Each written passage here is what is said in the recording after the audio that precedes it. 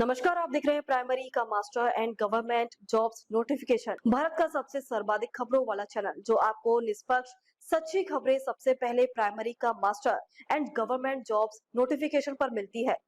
ताजा खबरों के लिए प्राइमरी का मास्टर को फॉलो करें और लाइक करें और सब्सक्राइब करें और बेल आइकन को दबाना ना भूलें। अगर आप हमें फेसबुक, ट्विटर, इंस्टा के माध्यम से देख रहे हैं तो हमें फॉलो, कमेंट करना ना भूलें। धन्यवाद।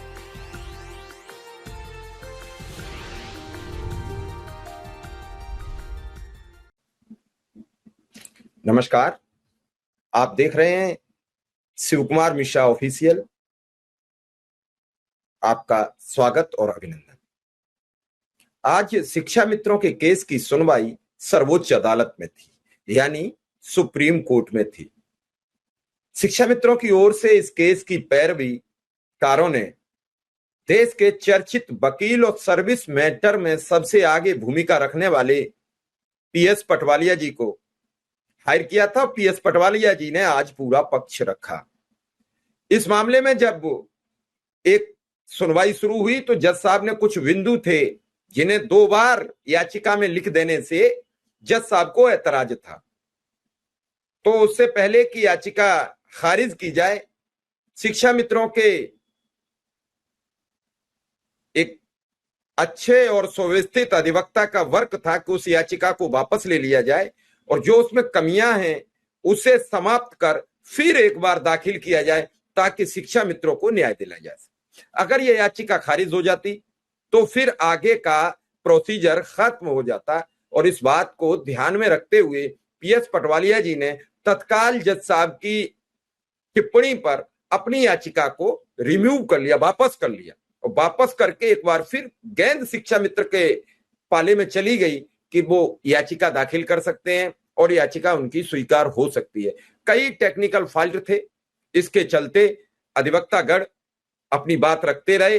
क्या कहा अधिवक्तागणों ने, इस पूरी सुनवाई को आप समझ लीजिए, फिर हम इसे आपको विस्तारित बताने का प्रयास करेंगे। मेरी बात हो गई है उन सभी लोगों से जो इस कोर्ट केस के पैरवीकार हैं। पदम सिंह जी से बात हुई, उन्होंने बताया, वो हम पूरी बात आपको बाद में बताएंगे। पहले ये कोर्ट की सुनवाई सुन लीजिए। Sentence of your writ petition before the High Court. The Honorable Chief Justice. Para one. That this is the first writ petition filed before this court. No other writ petition is pending before the Honorable Court for the same cause.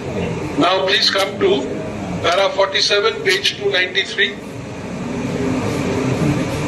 Petitioner filed writ petition before the Supreme Court. Not what we, which was heard, and by the order we do not find any good ground to entertain the petition. Accordingly, this writ is dismissed without making any comment on the matter. Then we'll come to para 48.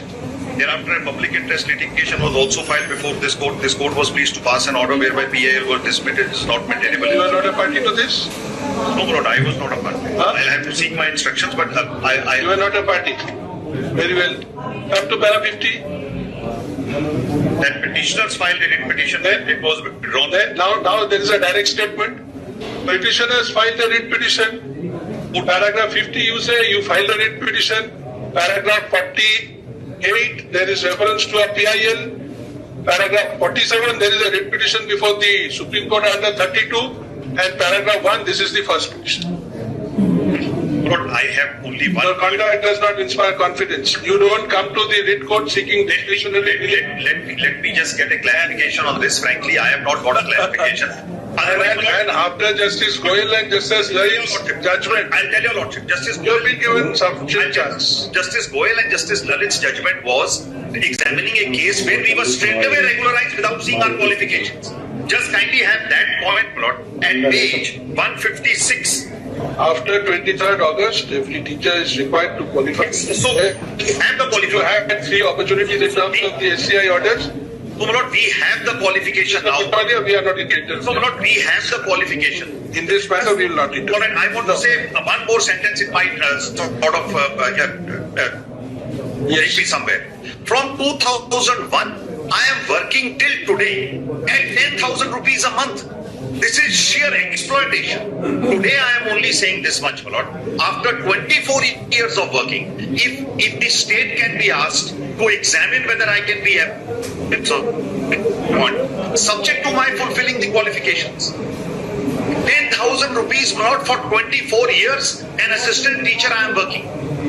I am in it on humanitarian ground, if nothing else. High Court, that Anant Kumar will not come in my way. Anant Kumar, I was directly regularized without seeing qualification. I am now sounding all caveats for your lordship. Please ask the state, my lord.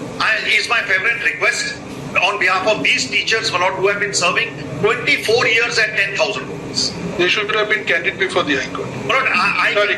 Yes. I can file an affidavit on that. If that is what is This is what we are only pointing out to you, the statements in the writ petition itself. No, would your lordship call it on Friday? No. If I have something worthwhile to say, then I will say it. Otherwise, I We will. are not inclined to interfere. Sorry. Yes, next matter. Minute 23.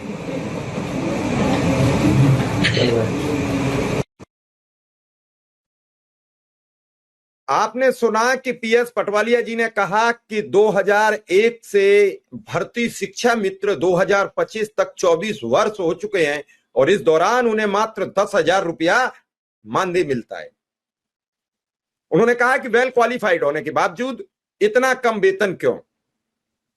लेकिन उसमें उन्होंने एक जगह PIL का column भर दिया था और एक जगह रिट पिटीशन का भर दिया था, जो कि कुछ तकनीकी खामियां थी। हो सकता है कि जब रिट दायर की गई हो तो उस समय पटवालिया जी से सलाह मशविरा ना हुआ हो और रिट दायर करने वाले जो अधिवक्ता गढ़ रहे हो और जल्दबाजी में उनसे क्या कुछ भूल हो गई, क्या कुछ गलतियां हो गई, तो जज साहब ने वो दोनों कॉलम पकड़ रखे थे, उन दोनों कॉलमों को ही वो सवाल कर रहे थे। लेकिन जिस हिसाब से पीएस पटवालिया जी ने आज शिक्षा मित्रों का पक्ष रखा, अगर इसी तरीके से रखा गया और इसी तरीके से उन्हें क्लैरिफाई किया गया तो माननीय जस्टिस जरूर इस पर एक शिक्षा मित्रों को बड़ी राहत दे सकते हैं। ये बड़ा सोचने का आज जो मैंने सुना और जो मैंने समझा, उसमें बार बार वो कह रहे थे कि 2001 से और 2025 तक 10,000 रुपया वेतन, वेल क्वालिफाइड है, हम सहायक शिक्षक की कैटेगरी में आते हैं, लेकिन हमें कम मानदेय क्यों, हमें कम वेतन क्यों? तो यही चीजें जज साहब के सामने जो विस्तृत रख रहे थे, उसमें उन्होंने जो टेक्निकल खामी का जिक्र किया, उस हिसाब से ये हो सकता है कि जज साहब को लगा हो कि ये याचिका आगे जाके उस जगह नहीं खड़ी हो पाएगी जिस जगह से इन लोगों को न्याय मिले। तो फिलहाल इस याचिका को या तो वापस किया जाए या फिर इसे खारिज किया जाए। खारिज करने के बाद दोबारा एप्लीकेबल नहीं होती, इस लिहाज से पीएस पटवालिया जी ने अपनी बुद्धि का प्रयोग करते हुए ये बात की कि इसे रिमूव कर लिया जाए, वापस ले लिया जाए और बाद में इसमें जो तकनीकी खामियां हैं उन्हें दूर करते हुए एक बार फिर दाखिल की जाए, तो शायद रिट पिटीशन आगे जाके कामयाब हो सके और शिक्षा मित्रों को न्याय मिल सके। लेकिन आज की सुनवाई में ये जरूर जो पक्ष रख रहे थे पटवालिया साहब, आपने भी सुना होगा और देखा होगा, वो बड़ा अचंभित कर देने वाला था और जज साहब को सोचने पर मजबूर भी कर देने वाला था। लेकिन अभी जब मेरी बात इस याचिका में सम्मिलित पदम सिंह जी से हुई तो उन्होंने बताया कि कुछ खामियां रही हैं, उन खामियों को दूर करने का हम रास्ता निकाल रहे हैं। हमारी याचिका खारिज नहीं हुई है और ये र्यूमर ना फैलाई जाए कि याचिका खारिज हो गई है। हमने अपनी याचिका उन कमियों को दूर करने के उद्देश्य से वापस ली है, ताकि आने वाले वक्त में शिक्षा मित्रों को न्याय दिलाने के उद्देश्य से हम इस याचिका को फिर शालीनता से कोर्ट के समक्ष प्रस्तुत कर सकें और हम इस याचिका के माध्यम से, याचिका के जरिए से शिक्षा मित्रों को न्याय दिलवा सकें। तो ये आज की याचिका का ये लबोलवाब है कि आज याचिका खारिज नहीं हुई है। ये बात बिल्कुल ईमानदारी से शिक्षा मित्रों को समझना चाहिए। इस याचिका में कुछ तकनीकी खामियां रही, उसकी वजह से ये याचिका स्वतः ही अधिवक्ताओं ने वापस ले ली है और वापस लेकर अब उन खामियों को दूर करने का प्रयास किया जा रहा है। अभी भी सभी शिक्षा मित्रों की जो टीम है, 1 दर्जन के आसपास अधिवक्ताओं के साथ बैठकर ये डिस्कस किया जा रहा है इस याचिका को अप्रूव कैसे कराया जाए, इस याचिका को कैसे दाखिल किया जाए ताकि शिक्षा मित्रों को न्याय मिल सके। इस याचिका के पीछे उन 1,45,000 शिक्षा मित्रों का भविष्य टिका हुआ है। लेकिन अभी इलाहाबाद हाईकोर्ट में जो भारती जी की याचिका है उसके बारे में हमें विस्तृत जानकारी नहीं मिली है। जैसे ही उसके बारे में हमें जानकारी मिलेगी हम उसको लेकर भी आपके समक्ष हाजिर रहेंगे। तो फिलहाल इस याचिका का ये सच आपके समक्ष आ गया है। मेरी सभी से दरख्वास्त और अपील कि इस वीडियो को देखें, लोगों तक पहुंचाएं। जो भ्रम की स्थिति बन रही है उसे भ्रम ना बनने दें, क्योंकि हम भ्रमित खबरों पर कोई काम नहीं करते हैं। और अगर आपको हमारा समर्थन करना ही है तो फिर चैनल को सब्सक्राइब कर लीजिए और बड़ी तादाद में लोगों तक शेयर करिए ताकि हर प्रोग्राम शिक्षा जगत का, शिक्षा मित्रों का, अनुदेशकों का, ग्राम प्रहरियों का, संविदा कर्मियों का, आप तक सब तक पहुंचे। और वो खबरें जो कोई नहीं दिखाता वो आप तक पहुंचने के लिए चैनल को सब्सक्राइब करना, शेयर करना आपके लिए नितांत आवश्यक भी है। फिलहाल हमें इजाजत दीजिए। धन्यवाद, नमस्कार। अगर आपको हमारी वीडियो अच्छी लगी हो तो हमारी वीडियो को लाइक करें, शेयर करें व हमारे चैनल प्राइमरी मास्टर न्यूज को सब्सक्राइब कर बेल आइकन को दबाना ना भूलें।